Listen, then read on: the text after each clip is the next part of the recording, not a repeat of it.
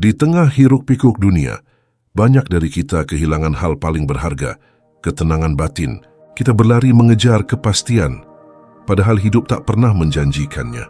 Disinilah Senandika filsafat berbicara, bukan tentang cara mengubah dunia, tapi tentang cara menguasai diri di tengah kekacauan. Para filsuf Stoik mengajarkan, ketenangan bukan berarti tanpa masalah, melainkan kemampuan untuk tetap jernih di tengah badai. Marcus Aurelius menulis, "Jika kamu terganggu, bukan karena hal itu sendiri, tapi karena penilaianmu terhadapnya. Maka rahasia tetap tenang bukanlah melawan kekacauan, tapi menerima bahwa sebagian besar di luar kendali kita." Senandika filsafat hadir untuk mengajakmu berjalan perlahan, berpikir lebih dalam, dan menemukan kembali dirimu yang tenang. Bukan karena dunia damai, tapi karena jiwamu telah belajar berdamai. Poin 1. Mengendalikan yang bisa, menerima yang tidak. Ada kalimat yang sederhana, namun menuntut kebijaksanaan seumur hidup untuk memahaminya. Kendalikan yang bisa kamu kendalikan, dan terimalah yang tidak bisa. Kalimat itu menjadi pondasi dari Stoikisme, filsafat yang lahir bukan di ruang akademik, melainkan di tengah penderitaan manusia yang nyata. Kita sering merasa lelah bukan karena beban hidup terlalu berat, melainkan karena kita berjuang melawan hal yang seharusnya diterima. Kita mencoba mengubah orang lain agar sesuai keinginan kita. Kita marah pada masa lalu yang tak bisa diulang. Kita takut pada masa depan yang belum tentu datang. Dan di tengah semua itu kita lupa, bukan dunia yang membuat kita menderita, tapi keinginan kita agar dunia berjalan sesuai rencana kita. Epictetus, seorang filsuf Stoik yang dulunya budak, pernah berkata, "Kebahagiaan dan kebebasan dimulai dari pemahaman satu hal ini. Beberapa hal berada di bawah kendalimu dan beberapa tidak." Kata-kata itu tampak sederhana, tapi di sanalah rahasia ketenangan bersembunyi. Kita bisa mengendalikan pikiran, tindakan, dan sikap kita, tapi kita tidak bisa mengendalikan opini orang lain, hasil dari usaha kita, atau peristiwa yang terjadi di luar kendali. Dunia luar adalah panggung yang tak bisa kita tulis ulang. Yang bisa kita ubah hanyalah bagaimana kita menanggapi setiap adegannya. Coba renungkan, berapa banyak waktu yang kita buang untuk hal yang tak bisa diubah? Berapa kali kita memutar ulang kesalahan yang sudah lewat, berharap bisa memperbaikinya dengan rasa sesal? Atau berapa kali kita kehilangan tidur karena takut pada sesuatu yang bahkan belum terjadi? Ketenangan bukan berarti menyerah, ia adalah bentuk penerimaan yang cerdas. Menerima bukan berarti pasrah tanpa usaha, melainkan menyadari batas antara peran manusia dan takdir alam. Kita berjuang di wilayah yang bisa kita kendalikan, dan kita berserah pada hal-hal di luar kuasa kita. Seperti seorang pelaut yang mengatur layar, tapi tak bisa memerintah arah angin. Marcus Aurelius, kaisar Romawi yang juga filsuf, menulis dalam catatan pribadinya, "Kamu punya kekuatan atas pikiranmu, bukan atas peristiwa di luar dirimu. Sadari ini, dan kamu akan menemukan kekuatan." Kalimat ini seakan mengingatkan kita bahwa ketenangan sejati bukan berasal dari keadaan luar yang ideal, tapi dari batin yang mampu berdiri teguh di tengah kekacauan. Kita hidup di dunia yang sibuk menuntut kontrol total. Dari penampilan, karier, hubungan, hingga citra di media sosial. Semua berlomba untuk tampak sempurna, seolah hidup bisa diatur dengan satu rumus yang pasti. Tapi semakin kita mencoba mengendalikan segalanya, semakin kita kehilangan kendali atas diri sendiri. Maka, langkah pertama menuju ketenangan adalah berhenti berperang dengan hal-hal yang tak bisa diubah. Terimalah bahwa beberapa hal akan berjalan di luar rencana. Beberapa orang akan salah paham. Beberapa situasi akan gagal, dan itu tidak apa-apa. Yang penting adalah bagaimana kita tetap tegak di tengahnya. Bagaimana kita menjaga integritas saat keadaan tidak berpihak. Bagaimana kita memilih untuk tenang ketika segalanya mengundang panik. Kendalikan yang bisa, pikiran, tindakan, keputusan, reaksi. Terima yang tidak, penilaian orang, cuaca, hasil, dan masa lalu. Ketika dua hal itu dipisahkan dengan jelas, hati akan menjadi ringan. Kita tidak lagi menuntut dunia untuk adil. Kita hanya berusaha untuk bijak. Kita tidak lagi menunggu keadaan sempurna untuk damai. Kita menciptakan kedamaian di dalam keadaan yang tidak sempurna. Disinilah rahasia hidup yang damai menurut Stoikisme. Bukan tentang menaklukkan dunia, tapi menaklukkan diri sendiri. Karena pada akhirnya, badai di luar akan selalu datang dan pergi. Tapi bila kita telah menemukan ketenangan di dalam, tak ada lagi yang benar-benar bisa mengguncang. Poin 2. Pikiranmu lebih kuat dari peristiwanya. Hidup seringkali tidak berjalan seperti yang kita harapkan.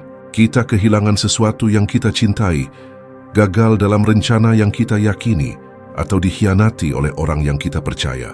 Namun yang membuat penderitaan terasa begitu berat bukanlah kejadian itu sendiri, melainkan cara kita memikirkannya.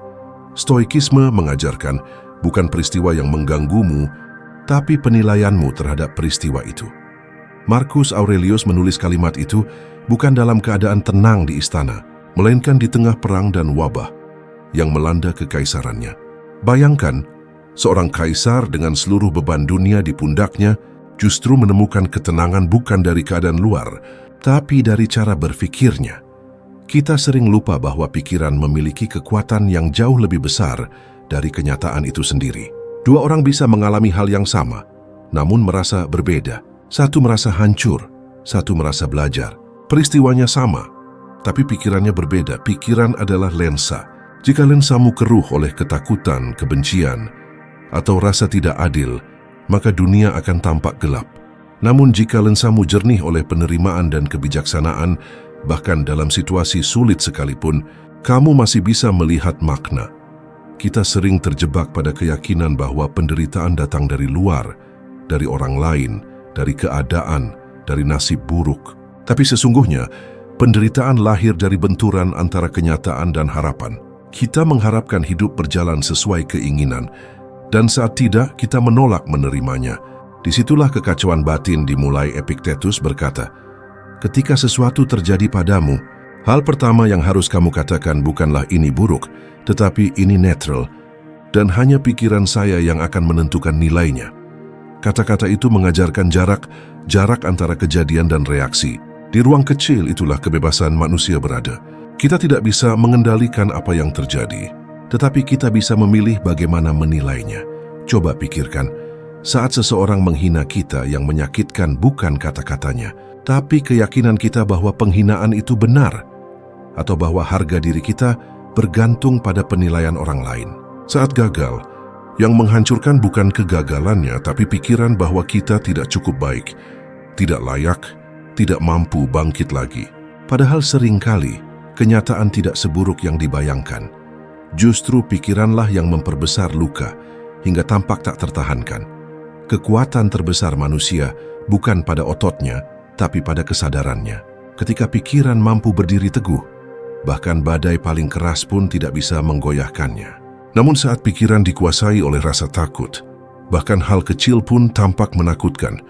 Stoikisme tidak meminta kita untuk menipu diri atau menolak emosi. Ia hanya mengajak kita untuk menilai ulang reaksi kita. Ketika sesuatu terjadi, jedalah sejenak. Tanyakan pada diri, apakah ini benar-benar buruk atau hanya pikiran saya yang menganggapnya demikian? Latihan ini sederhana, tapi revolusioner. Ia mengubah penderitaan menjadi pelajaran, kehilangan menjadi pelepasan, kegagalan menjadi pertumbuhan. Sebab ketika pikiran menjadi kuat, peristiwa kehilangan kuasanya. Marcus Aurelius menulis lagi, pikiran mampu beradaptasi dan membentuk segala sesuatu yang menghalanginya menjadi bagian dari jalannya. Artinya, setiap rintangan bisa menjadi batu loncatan, tergantung bagaimana kita berpikir tentangnya.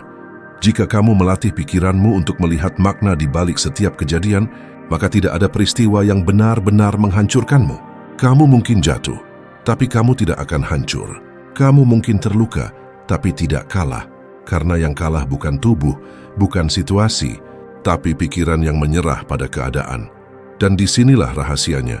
Ketika kamu menyadari bahwa pikiranmu lebih kuat dari peristiwa apapun, dunia luar kehilangan kuasanya atas dirimu. Kamu tidak lagi menjadi korban keadaan, tapi pengamat yang bijak. Kamu tidak lagi reaktif, tapi reflektif. Kamu berhenti berkata, kenapa ini terjadi padaku? Dan mulai bertanya, apa yang bisa aku pelajari darinya? Pada akhirnya, kekuatan sejati bukanlah mengendalikan hidup, tapi menguasai cara berpikir tentang hidup itu sendiri. Peristiwanya mungkin sama, tapi dengan pikiran yang jernih maknanya akan berbeda. Dan disitulah ketenangan sejati lahir, bukan dari dunia yang tenang, tapi dari pikiran yang telah belajar untuk tetap tenang di tengah dunia yang kacau. Poin 3. Hening adalah senjata bukan kelemahan. Di dunia yang semakin bising ini, keheningan menjadi sesuatu yang langka, bahkan terasa asing. Kita hidup di zaman di mana setiap orang ingin terdengar, ingin dilihat, ingin dianggap penting. Kita berpendapat sebelum merenung, bereaksi sebelum memahami, dan berbicara bukan untuk menyampaikan kebenaran, tetapi untuk menegaskan ego. Namun di tengah keramaian suara itu, ada satu kekuatan yang sering diremehkan. Hening. Stoikisme mengajarkan bahwa dalam diam, jiwa menemukan kejernihannya.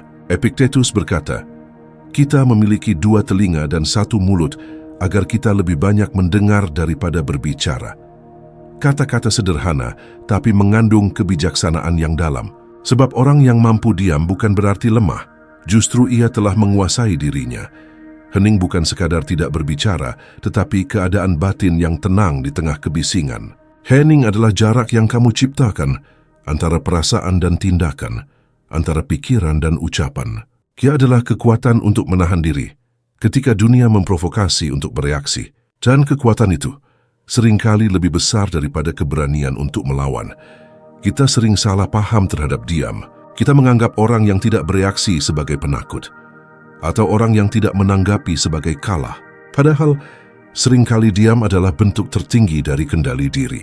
Butuh kekuatan besar untuk tidak menanggapi setiap serangan, untuk tidak membalas setiap hinaan, dan untuk tetap jernih saat hati ingin membakar dunia. Marcus Aurelius pernah menulis, yang terbaik adalah tetap tenang, meskipun orang lain kehilangan kendali. Itulah inti dari kebijaksanaan Stoik, menjaga ketenangan saat dunia kehilangan keseimbangannya. Ketika orang lain berteriak, kamu mendengarkan. Ketika orang lain menuduh, kamu menimbang. Ketika dunia menekanmu untuk bereaksi, kamu memilih untuk berpikir. Hening adalah senjata bukan karena ia melukai, tetapi karena ia melindungi.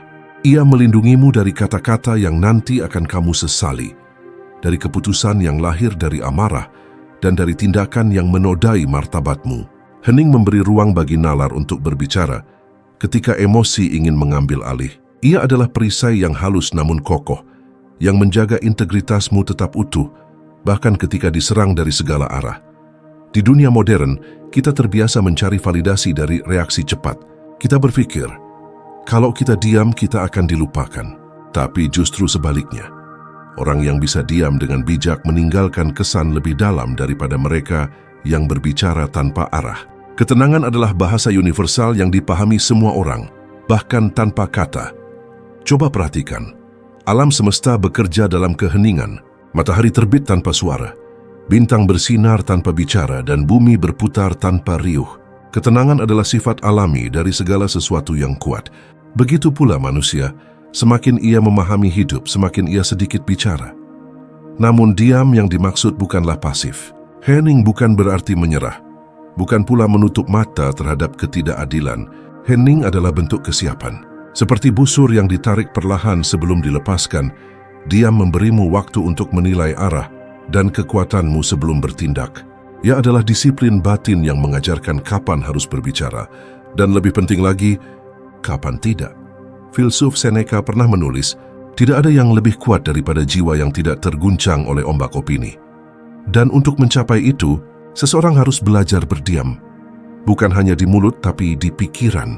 Keheningan sejati adalah ketika kamu bisa mendengarkan kebisingan dunia tanpa membiarkannya mengguncang batinmu. Ketika kamu diam, kamu tidak kehilangan suara. Kamu sedang memelihara kekuatanmu. Ketika kamu menahan kata, kamu sedang memberi ruang bagi kebijaksanaan untuk tumbuh. Dan ketika kamu menolak bereaksi secara impulsif, kamu sedang memenangkan peperangan yang tak terlihat, perang melawan diri sendiri. Maka, di dunia yang sibuk menuntut kita untuk berbicara, belajar diam adalah bentuk perlawanan. Karena diam bukan kelemahan tapi keteguhan, bukan kekosongan tapi kesadaran, bukan kekalahan tapi kemenangan yang tenang. Jadi saat dunia mengganggu ketenanganmu, jangan buru-buru menjawab. Tarik napas, dengarkan, rasakan. Biarkan keheninganmu berbicara lebih keras daripada amarahmu, karena mereka yang benar-benar kuat tidak perlu membuktikan apapun dengan kata-kata. Ketenangan mereka sudah cukup menjelaskan segalanya. Poin 4. Ketika dunia menuntut cepat, belajarlah melambat. Kita hidup di zaman yang serba cepat. Pesan harus dibalas segera.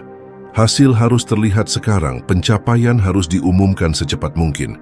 Kita berlomba tanpa tahu siapa lawannya. Berlari tanpa sempat menikmati pemandangannya. Seolah waktu adalah musuh dan diam berarti tertinggal. Namun di balik semua itu, kita jarang bertanya pada diri sendiri, untuk apa aku terburu-buru? Stoikisme mengajarkan sesuatu yang berlawanan dengan budaya modern. Kehidupan yang bijak tidak diukur dari seberapa cepat kamu sampai, tapi seberapa sadar kamu melangkah. Marcus Aurelius menulis, hidup bukan tentang berlari secepat mungkin, melainkan tentang berjalan dengan arah yang benar.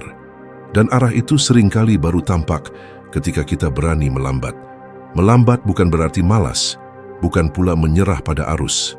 Melambat berarti sadar bahwa setiap langkah memiliki makna, setiap keputusan perlu renungan, dan setiap perjalanan membutuhkan jeda. Manusia bukan mesin. Kita butuh waktu untuk berpikir, untuk merasa, untuk memulihkan tenaga yang terkuras oleh ambisi dan tuntutan. Kita terbiasa menilai-nilai hidup dari kecepatan pencapaian. Siapa yang lebih sukses lebih dulu, siapa yang menikah lebih cepat, siapa yang mencapai posisi tinggi di usia muda. Namun Stoikisme mengingatkan bahwa kebijaksanaan tidak tumbuh dari kecepatan, melainkan dari kedalaman. Apa gunanya sampai di tujuan lebih cepat jika arah yang kita pilih salah sejak awal? Lihatlah bagaimana alam bekerja. Matahari tidak tergesa terbit, bunga tidak terburu-buru mekar, laut tidak bergegas tenang. Segalanya berjalan dalam ritmenya sendiri, dan itulah mengapa alam terasa damai. Ketenangan lahir dari kesabaran, bukan dari percepatan. Ketika kita terburu-buru, kita kehilangan kejelasan. Kita bereaksi, bukan bertindak. Kita mengejar hasil, bukan makna. Dan dalam kecepatan itu, kita sering kehilangan diri.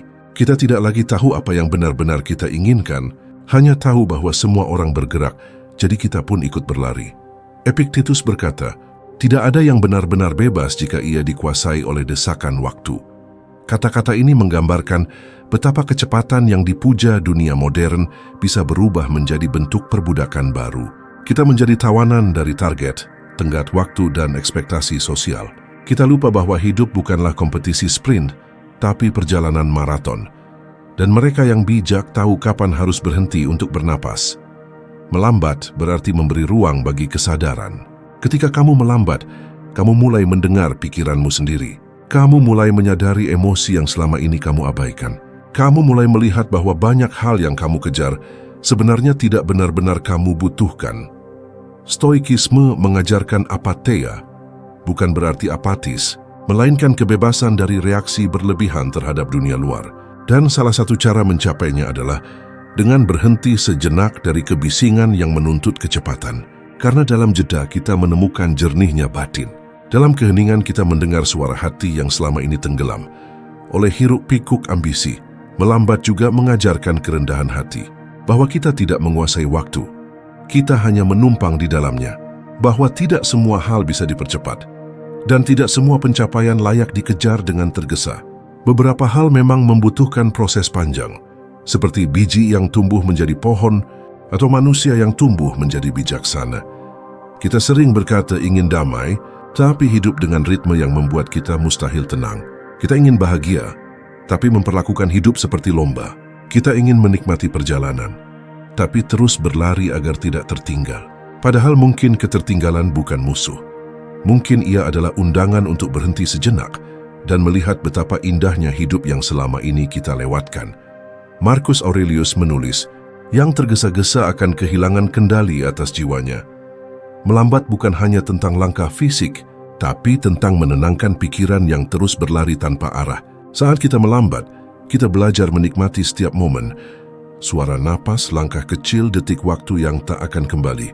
Itu bukan kelemahan, itu kebijaksanaan.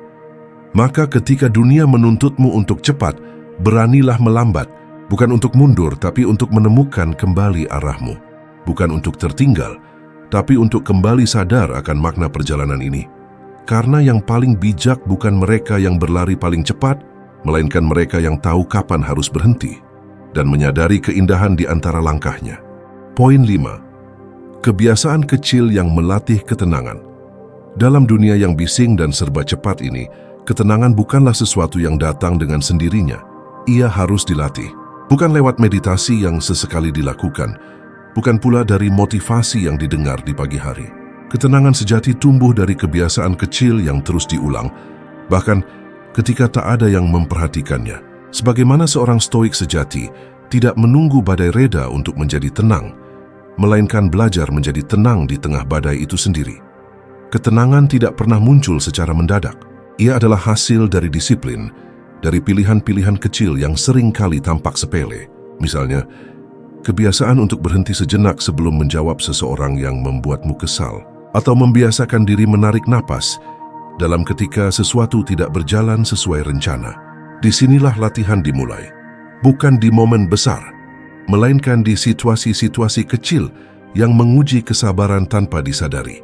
Marcus Aurelius pernah menulis, "Jika kamu terganggu oleh sesuatu di luar dirimu, ketenanganmu tidak disebabkan oleh hal itu, melainkan oleh penilaianmu terhadapnya. Maka ketenangan adalah urusan dalam. Dunia boleh gaduh, orang boleh berisik, tapi selama pikiranmu tidak ikut terseret, kamu masih memegang kendali. Kebiasaan kecil adalah pagar yang menjaga agar batinmu tidak roboh oleh gangguan luar. Mulailah dengan hal sederhana, misalnya memulai hari tanpa langsung membuka ponsel. Biarkan pikiranmu hening sejenak sebelum dunia menuntut perhatianmu. Atau biasakan diri berjalan perlahan tanpa terburu-buru, bahkan ketika jadwal padat. Tindakan kecil seperti ini melatih kesadaran, melatihmu untuk hadir di saat ini, bukan terombang-ambing oleh hal-hal yang belum terjadi. Kebiasaan kecil lainnya, mendengarkan lebih banyak daripada berbicara. Di zaman ketika semua orang ingin didengar, memilih untuk diam dan benar-benar mendengarkan adalah bentuk latihan batin yang kuat. Diam bukan tanda kelemahan, melainkan penguasaan diri. Orang yang mampu menahan lidahnya adalah orang yang sudah menguasai separuh dari pikirannya. Latihan ketenangan juga bisa datang dari cara kita merespons hal-hal yang tidak penting. Tidak semua notifikasi harus dibuka. Tidak semua pendapat harus dijawab. Tidak semua hal perlu dibuktikan. Ada kekuatan besar dalam kemampuan untuk tidak bereaksi terhadap setiap hal kecil. Itulah seni ketenangan, membedakan antara apa yang penting dan apa yang hanya gangguan. Epictetus pernah berkata, "Jika kamu ingin maju, terimalah untuk dianggap bodoh dan tidak mengerti tentang hal-hal yang tidak penting." Kebiasaan kecil seperti mengabaikan hal yang tak berarti, menolak debat yang sia-sia, atau tidak ikut dalam drama sosial, sebenarnya adalah latihan pengendalian diri yang mendalam. Ia memperkuat kemampuanmu untuk fokus hanya pada hal-hal yang berada dalam kendalimu. Ketenangan bukan berarti pasif. Ia bukan menyerah pada keadaan, tapi menguasai diri dalam keadaan apapun. Setiap kebiasaan kecil yang melatih ketenangan sebenarnya sedang memperkuat fondasi batinmu, membuatmu lebih tahan terhadap gangguan, lebih stabil di tengah tekanan, dan lebih bijak dalam bertindak. Jangan menunggu saat genting untuk belajar tenang. Mulailah sekarang, dari kebiasaan paling sederhana, dari cara kamu berjalan, berbicara, menatap, bahkan berpikir. Karena ketenangan bukan tujuan, melainkan cara hidup. Dan seperti halnya semua hal besar dalam hidup, ia tumbuh dari yang kecil, dari pilihan sadar yang kamu ulang setiap hari, sampai akhirnya menjadi bagian dari dirimu yang paling kuat. Kebiasaan kecil itu mungkin terlihat remeh di mata orang lain, tapi di sanalah kekuatan stoik sejati terbentuk. Diam tapi kokoh, sederhana tapi mendalam, lambat tapi pasti menuju keteguhan batin yang tidak bisa diguncang oleh siapapun atau apapun. Poin 6. Amarah yang terkendali adalah kekuatan. Amarah adalah naluri manusia yang paling purba. Ia lahir dari rasa tersakiti, dari ketidakadilan, dari ego yang menolak untuk ditundukkan. Namun di balik panasnya amarah, tersembunyi potensi besar. Kekuatan yang bila diarahkan dengan benar, bisa menjadi sumber kebijaksanaan dan ketegasan. Tapi bila dibiarkan liar, ia menjadi api yang membakar pemiliknya lebih dulu sebelum mencapai siapapun yang menjadi sasarannya. Filsafat Stoik mengajarkan bahwa kemarahan bukanlah tanda kekuatan, melainkan tanda kehilangan kendali. Seneca bahkan menulis, tidak ada hal yang lebih memalukan daripada kehilangan kendali atas diri sendiri karena amarah. Orang yang tampak kuat karena berteriak sebenarnya sedang lemah di dalam. Sebaliknya, orang yang tetap tenang di tengah penghinaan menunjukkan dominasi tertinggi bukan terhadap orang lain, tapi terhadap dirinya sendiri. Kita hidup di dunia yang mudah tersulut. Sedikit perbedaan pendapat di media sosial bisa memicu perang kata-kata. Sebuah kesalahan kecil dari orang lain bisa membuat kita ingin membalas. Namun disitulah ujian sejati terletak, bukan pada kemampuan untuk menyerang balik, tapi pada kekuatan untuk menahan diri. Mengendalikan amarah bukan berarti menekan emosi, melainkan menyalurkan energinya dengan arah yang lebih bijak. Ketika amarah datang, tubuh bereaksi, napas cepat, jantung berdebar, kepala panas. Tapi di antara stimulus dan reaksi, selalu ada ruang kecil, ruang untuk memilih. Di ruang itulah letak kebebasan manusia. Seorang stoik berlatih untuk memperlebar ruang itu, untuk berpikir sebelum bertindak, untuk memahami sebelum menghakimi. Ia tahu bahwa keputusan yang diambil dalam keadaan marah hampir selalu berujung pada penyesalan. Marcus Aurelius menulis, "Yang terbaik dari manusia adalah dia yang tidak menjadi marah pada siapapun dan tidak membiarkan orang lain membuatnya marah." Kalimat ini bukan sekadar ajaran moral, melainkan strategi hidup.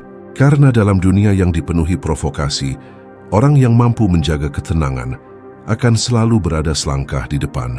Ia tidak mudah dipermainkan oleh emosi orang lain, dan dengan demikian tidak mudah dikalahkan. Kendalikan amarahmu bukan karena dunia memintanya, tapi karena kamu menghargai kedamaian batinmu sendiri. Tidak ada gunanya memenangkan perdebatan jika akhirnya kamu kehilangan ketenangan. Tidak ada kebanggaan dalam melampiaskan emosi bila setelahnya kamu menyesali kata-kata yang terucap. Seringkali, kekuatan sejati bukan pada suara yang lantang, melainkan pada kesunyian yang tegas. Diam yang tidak berarti kalah, tapi memilih jalan yang lebih tinggi. Bayangkan dua prajurit di medan perang. Yang pertama menyerang dengan buta karena marah. Yang kedua menunggu dengan tenang, menilai situasi lalu bertindak tepat waktu. Siapa yang lebih kuat? Bukan yang lebih cepat menebas, tapi yang lebih mampu menahan pedang sampai saat yang tepat. Begitu pula dengan amarah. Ketika kamu mampu menahannya, kamu sedang memegang kendali atas senjata paling berbahaya dalam dirimu. Latihlah diri untuk tidak langsung bereaksi.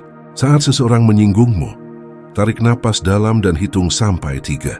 Saat sesuatu berjalan tidak sesuai rencana, lihat dulu apakah itu benar-benar seburuk yang kamu bayangkan. Seringkali, kemarahan hanya lahir dari persepsi yang salah, dari pikiran yang belum sempat menilai secara jernih.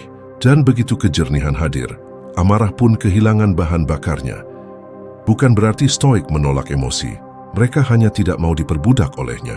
Amarah yang dikendalikan bisa menjadi kekuatan moral, energi untuk menegakkan kebenaran tanpa kehilangan akal sehat. Ia menjadi bahan bakar untuk bertindak dengan tegas, bukan dengan gegabah. Ia menjadi pedang yang diasah, bukan api yang membakar. Jadi jangan takut pada amarahmu. Taklukkan ia.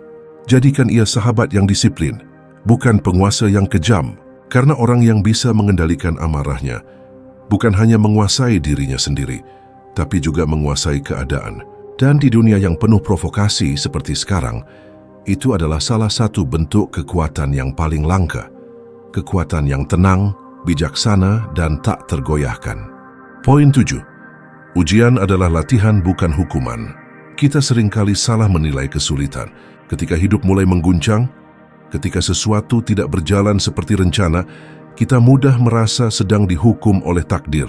Namun pandangan itu lahir dari pikiran yang belum dilatih. Filsafat stoik mengajarkan, ujian bukanlah hukuman, melainkan latihan, sarana untuk membentuk keteguhan, bukan untuk menghancurkan. Epictetus pernah berkata, kesulitan menunjukkan siapa dirimu sebenarnya. Kata-kata itu bukan sekadar penghiburan, tapi sebuah undangan untuk melihat penderitaan dari sudut yang lebih tinggi. Dunia tidak menentangmu, dunia sedang melatihmu, seperti besi yang dibakar agar menjadi pedang. Jiwa pun harus diuji agar menjadi tangguh. Tanpa panas, logam hanyalah benda dingin tanpa bentuk. Tanpa ujian, manusia hanyalah potensi tanpa kekuatan. Dalam hidup kita tidak bisa memilih kapan badai datang, tapi kita bisa memilih bagaimana berdiri saat badai menghantam. Banyak orang mengira bahwa ketenangan adalah hasil dari hidup tanpa masalah. Padahal ketenangan sejati justru tumbuh karena kita telah melewati banyak masalah dan belajar darinya. Seorang stoik tahu bahwa hidup tanpa ujian hanyalah hidup yang belum benar-benar dijalani. Ketika kamu menghadapi kehilangan, kegagalan, atau pengkhianatan, lihatlah lebih dalam. Itu bukan tanda bahwa semesta melawanmu, tapi bahwa kamu sedang ditempa untuk menjadi lebih kuat. Seneca menulis, "Tidak ada orang hebat yang tidak pernah diuji oleh kesulitan. Ujian adalah bentuk kepercayaan alam kepadamu bahwa kamu mampu menanggungnya, bahwa jiwamu cukup kuat untuk menanggung beban yang belum bisa ditanggung orang lain. Penderitaan yang tidak diolah hanya akan menjadi luka, tapi penderitaan yang diterima dengan kesadaran akan berubah menjadi kekuatan batin." Seorang stoik tidak menolak rasa sakit. Ia menatapnya, mempelajarinya, dan menanyakan, "Apa yang bisa aku pelajari dari ini?" Setiap kesulitan membawa pelajaran tersembunyi, dan hanya mereka yang tenang bisa menemukannya. Coba lihat para atlet yang berlatih keras. Mereka rela menanggung rasa sakit otot, kelelahan, dan pengorbanan, karena mereka tahu rasa sakit itu bukan hukuman, tapi bagian dari pertumbuhan. Begitu pula dengan jiwa, setiap ujian adalah bentuk latihan spiritual. Ia mengasah ketabahan, kesabaran, dan kebijaksanaan. Jika kamu menghindari semua kesulitan, kamu juga menghindari kesempatan untuk tumbuh. Kita sering berdoa agar hidup menjadi mudah, tapi para filsuf besar justru berdoa agar mereka menjadi lebih kuat. Marcus Aurelius menulis, "Jangan berharap agar hal-hal terjadi seperti yang kamu inginkan, tapi berharaplah agar kamu bisa menghadapi apapun yang terjadi." Inilah cara berpikir seorang stoik, bukan menghindari tantangan, melainkan mempersiapkan diri untuk menaklukkannya. Setiap kali kamu merasa hidup tidak adil, tanyakan pada dirimu, apakah ini benar-benar hukuman atau sebenarnya pelatihan yang belum kamu sadari? Sebab perbedaan antara orang yang kalah dan orang yang bijak bukan pada jumlah ujian yang mereka alami, tapi pada cara mereka memaknainya. Ujian adalah cermin. Ia memantulkan siapa dirimu saat segala kenyamanan diambil. Ketika kamu kehilangan sesuatu yang berharga, apakah kamu menjadi pahit atau justru lebih sadar bahwa kebahagiaan sejati tidak bergantung pada hal di luar diri? Ketika seseorang mengkhianatimu, apakah kamu menumbuhkan kebencian atau belajar untuk tidak bergantung pada validasi orang lain? Inilah latihan sejati. Bukan di ruang hening, tapi di tengah kekacauan yang menguji karakter. Jangan memohon agar jalanmu bebas dari hambatan. Mohonlah agar hatimu cukup kuat untuk berjalan meski penuh batu. Karena hanya lewat jalan yang beratlah kamu bisa mengenal daya tahanmu sendiri. Dan disitulah rahasia ketenangan sejati, bukan karena hidup tanpa badai, tapi karena kamu sudah belajar menari di tengahnya.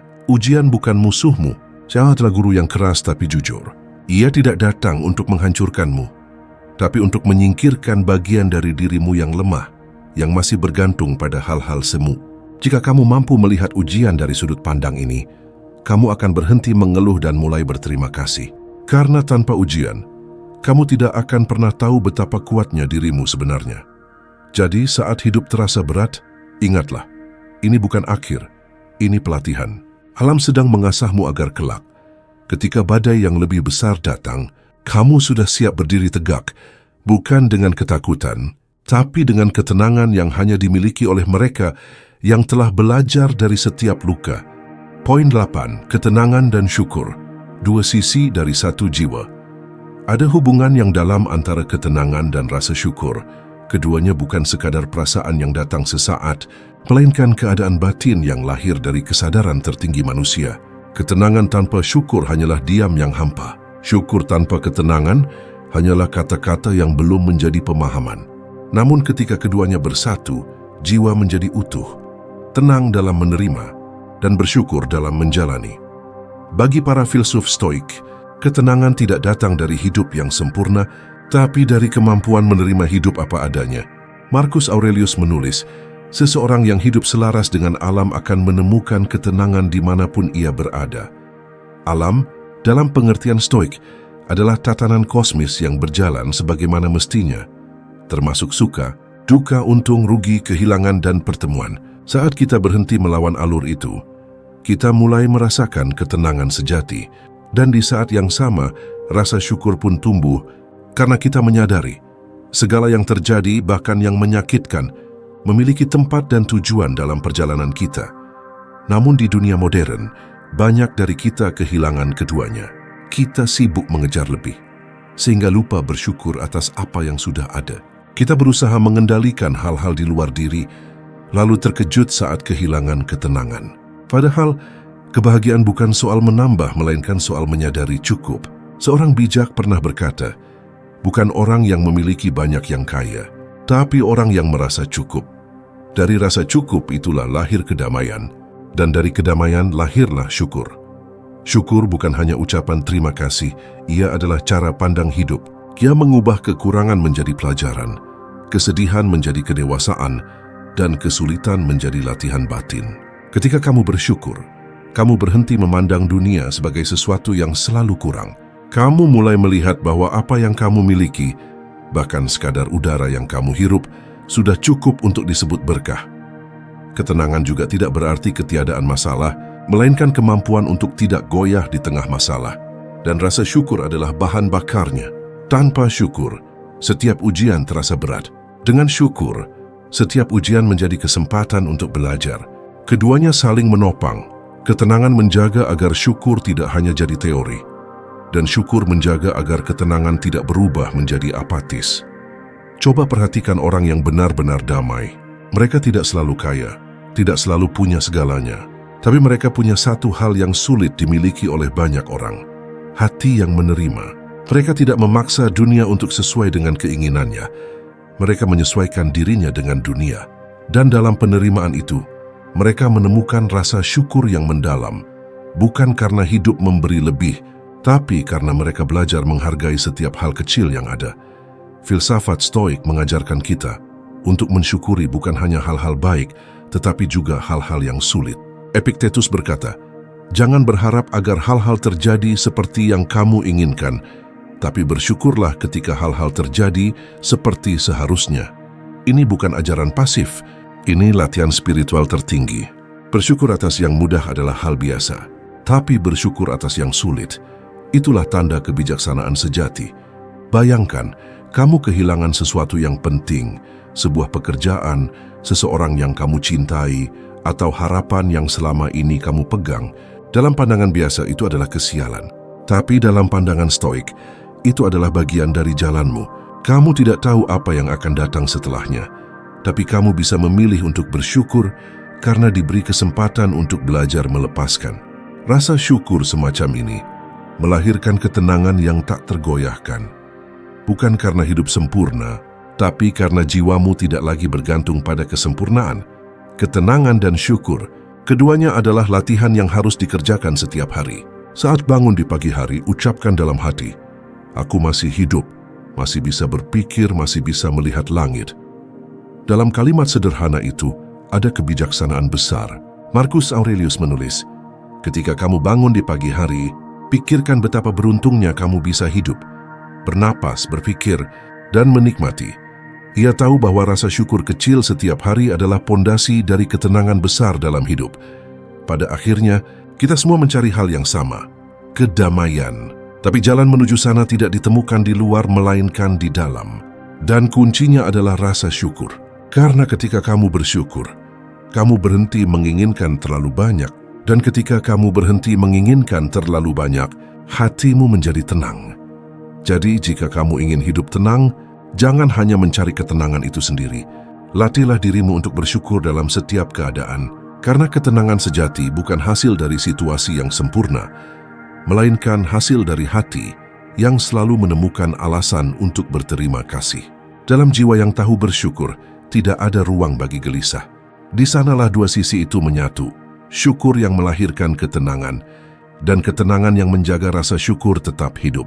Poin 9. Melepaskan ekspektasi menemukan kedamaian.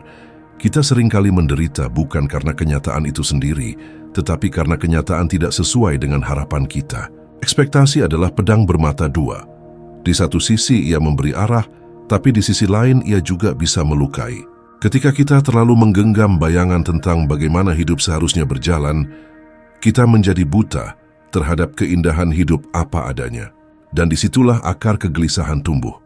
Filsafat Stoik telah lama mengingatkan, penderitaan terbesar manusia bukan datang dari dunia luar, melainkan dari pikirannya sendiri. Epictetus menulis, bukan hal-hal yang mengganggu manusia, melainkan opini mereka tentang hal-hal itu. Kalimat ini sederhana, tapi dalam maknanya terkandung kebebasan sejati.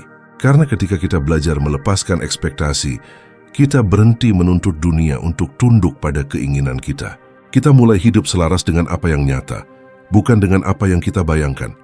Ekspektasi sering menyamar sebagai motivasi. Kita berkata, "Aku berharap pekerjaan ini berjalan lancar," atau "Aku berharap orang itu mengerti aku." Namun di balik harapan itu, sering tersembunyi jebakan halus, ketergantungan pada hasil. Dan ketika hasil tak sesuai keinginan, kekecewaan datang, lalu berubah menjadi kemarahan, kemudian menjadi luka batin yang kita pelihara diam-diam. Padahal tidak ada yang salah dengan berharap. Yang menjadi masalah adalah ketika kita tidak siap menerima kenyataan yang berbeda dari harapan itu. Orang Stoik tidak menolak keinginan, mereka hanya menolak perbudakan oleh keinginan itu.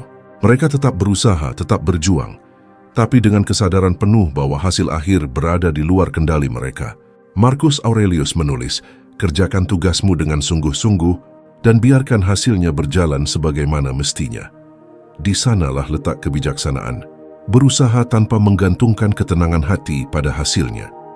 Ketenangan sejati datang ketika kita tidak lagi menggantungkan kebahagiaan pada dunia luar, pada pujian, pengakuan keberhasilan atau cinta yang kita harapkan dari orang lain. Karena setiap kali kita menggantungkan kedamaian pada sesuatu yang tidak pasti, kita menyerahkan kekuatan kita sendiri. Melepaskan ekspektasi bukan berarti berhenti peduli, tapi berhenti menuntut. Kita tetap mencintai, tetap bekerja keras, tetap bermimpi, hanya saja tanpa menjadikan hasil sebagai ukuran nilai diri. Coba perhatikan, berapa banyak kekecewaan yang lahir bukan dari apa yang terjadi, tapi dari apa yang kita harapkan terjadi.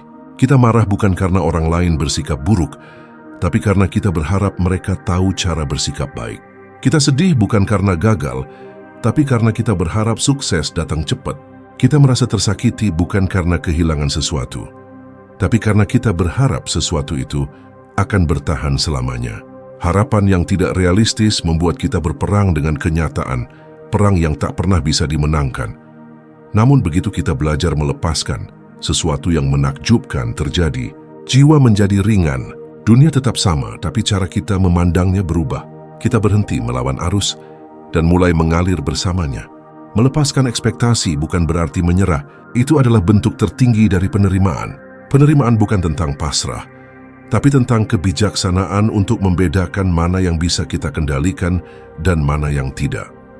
Marcus Aurelius pernah menulis dalam Meditations, "Jika kamu menderita karena sesuatu di luar kendalimu, penderitaan itu bukan disebabkan oleh hal itu sendiri, tapi oleh penilaianmu terhadapnya. Dan kamu punya kekuatan untuk menghapus penilaian itu kapanpun kamu mau." Disinilah inti stoikisme. Kedamaian bukan sesuatu yang diberikan, tapi sesuatu yang diciptakan melalui kesadaran. Latihlah dirimu untuk menerima kenyataan seperti seorang pelaut menerima arah angin. Ia tidak mengutuk badai, ia menyesuaikan layar. Ia tahu bahwa mengeluh tidak akan menghentikan arus. Begitu pula kita. Ketika hidup tidak berjalan sesuai keinginan, yang perlu kita ubah bukan hidupnya, tapi sikap kita terhadapnya. Ketenangan tidak akan datang dari dunia yang selalu sesuai dengan ekspektasi, karena dunia tidak bekerja untuk memuaskan kita. Ketenangan datang dari hati yang telah berhenti menuntut, hati yang melihat segala sesuatu sebagaimana adanya, bukan sebagaimana yang diinginkan. Melepaskan ekspektasi adalah membebaskan diri dari kekecewaan yang terus berulang. Ini bukan tindakan lemah, tapi keberanian untuk hidup tanpa ilusi. Karena hanya dengan menerima kenyataan apa adanya, kita bisa benar-benar merasakan kedamaian yang tidak tergoyahkan. Jadi, saat kamu merasa hidup tidak berjalan sesuai rencana, jangan terburu-buru menyalahkan dunia. Lihat ke dalam dirimu. Mungkin bukan hidup yang salah, tapi ekspektasimu yang terlalu sempit. Belajarlah untuk melepaskan. Bukan dengan rasa takut, tapi dengan rasa percaya bahwa yang tertinggal bukan kehilangan, melainkan ruang bagi kedamaian baru untuk tumbuh. Dan disitulah kebebasan sejati dimulai, ketika kamu tidak lagi hidup menunggu dunia berubah, tapi menemukan kedamaian dalam dirimu yang sudah siap menerima apapun yang datang. Poin 10, hidup. Bukan tentang menghindari badai, tapi menari di dalamnya. Setiap manusia, cepat atau lambat, akan berhadapan dengan badai dalam hidupnya. Entah itu kehilangan, penolakan, kegagalan, atau rasa kecewa yang tidak bisa dijelaskan. Dan secara naluriah, kita selalu ingin menghindarinya. Kita berdoa agar hidup berjalan lancar, agar jalan yang kita tempuh bebas dari rintangan. Tapi dunia tidak pernah menjanjikan itu. Badai bukan kesalahan dalam sistem kehidupan, ia adalah bagian dari desainnya. Filsafat Stoik mengajarkan bahwa hidup bukanlah tentang menghindari badai, melainkan belajar menari di dalamnya. Sebab badai tidak datang untuk menghancurkan, tetapi untuk menguji seberapa kokoh pondasi jiwamu. Marcus Aurelius menulis, "Apapun yang terjadi, terimalah dengan tenang karena setiap peristiwa datang dengan maksud alam." Dalam kata lain, badai adalah bagian dari latihan spiritual, ujian bagi kesabaran, keberanian, dan kebijaksanaan kita. Kita sering berpikir bahwa ketenangan berarti hidup tanpa masalah. Padahal ketenangan sejati justru diuji saat hidup berantakan. Siapapun bisa tenang ketika segalanya berjalan baik. Tapi hanya jiwa yang matang yang bisa tersenyum di tengah kekacauan. Bukan karena ia tak merasa sakit, tapi karena ia tahu badai akan berlalu dan setelahnya langit akan lebih jernih. Ada perbedaan antara menghindari dan memahami. Menghindari berarti lari dari kenyataan, sedangkan memahami berarti menerima kenyataan dan tetap berjalan bersamanya. Filsuf Stoik melihat penderitaan bukan sebagai musuh, tapi sebagai guru. Seneca menulis, kesulitan memperkuat pikiran sebagaimana kerja memperkuat tubuh. Maka setiap kali badai datang, seorang Stoik tidak bertanya, "Mengapa ini terjadi padaku?" Tapi apa yang bisa aku pelajari darinya? Bayangkan seorang pelaut di tengah laut. Ia tidak bisa menghentikan angin, tapi ia bisa mengatur layarnya. Ia tidak bisa memerintah ombak, tapi ia bisa menyesuaikan arah perahunya. Begitu pula hidup. Kita tidak bisa mengontrol segalanya, tapi kita bisa memilih sikap kita terhadap apa yang terjadi. Di sanalah letak kebebasan sejati, bukan dalam menguasai dunia, melainkan dalam menguasai diri sendiri. Seringkali kita menunda kebahagiaan dengan berkata, "Aku akan tenang kalau semuanya sudah baik-baik saja." Tapi hidup tidak pernah sepenuhnya baik-baik saja. Selalu ada masalah baru, ketidakpastian baru, kehilangan baru. Jika kita menunggu badai berhenti untuk merasa damai, kita mungkin akan menunggu seumur hidup. Ketenangan bukan ditemukan di luar, tapi dibangun di dalam. Ketika kamu belajar menari di tengah badai, kamu belajar untuk tetap hidup dengan sepenuh hati meski keadaan tidak sempurna. Kamu berhenti menuntut dunia untuk selalu bersahabat dan mulai bersahabat dengan dirimu sendiri. Kamu mulai melihat penderitaan bukan sebagai hambatan, tapi sebagai bahan mentah untuk menjadi lebih kuat. Marcus Aurelius juga menulis, "Hindarilah berdoa agar hal-hal terjadi seperti yang kamu inginkan. Berdoalah agar kamu bisa menghadapi segala hal yang terjadi dengan keberanian." Doa ini bukan tentang menyerah, tapi tentang menerima bahwa kekuatan sejati bukan datang dari kontrol, melainkan dari keteguhan hati. Badai hidup sering datang tiba-tiba, kabar buruk, kegagalan yang tak terduga, kehilangan yang tak siap kita hadapi. Tapi jika kamu telah melatih batinmu untuk tetap tenang, badai tak lagi menakutkan. Ia menjadi ruang latihan, tempat di mana jiwamu ditempa dan dimurnikan. Sebab hanya melalui badai, kamu akan benar-benar mengenal dirimu sendiri. Bukan siapa kamu ketika semuanya baik-baik saja, tapi siapa kamu ketika segalanya runtuh. Dan ketika kamu berhasil menari di tengah badai, kamu tak lagi bergantung pada cuaca kehidupan. Kamu menjadi mandiri secara emosional, tidak mudah roboh, tidak mudah goyah. Dunia mungkin tetap keras, tapi hatimu tetap lembut. Kamu bisa tersenyum di tengah kehilangan, tetap berbuat baik di tengah kebencian, tetap jujur di tengah kepalsuan. Itulah kemenangan sejati manusia. Bukan menguasai dunia luar, tapi menguasai dunia dalam dirinya. Jadi, jangan takut pada badai. Biarkan ia datang, biarkan ia menguji, karena hanya badai yang bisa mengajarkanmu cara berdiri tegak. Belajarlah menari di tengahnya, dengan langkah hati yang sabar, dengan pikiran yang jernih, dan dengan jiwa yang tahu bahwa tidak ada badai yang abadi. Ketika akhirnya langit cerah kembali, kamu akan menyadari satu hal. Badai itu bukan datang untuk menghancurkanmu, melainkan untuk menunjukkan bahwa kamu mampu bertahan. Dan ketenangan yang lahir dari badai seperti itu adalah ketenangan yang tidak bisa digoyahkan oleh apapun di dunia ini. Dalam hidup yang penuh gejolak ini, ketenangan bukanlah sesuatu yang datang dari luar, tapi dari dalam diri yang terlatih. Di Senandika Filsafat, kita belajar bagaimana kebijaksanaan kuno seperti stoikisme bisa menjadi kompas modern untuk menghadapi dunia yang terus bergerak cepat.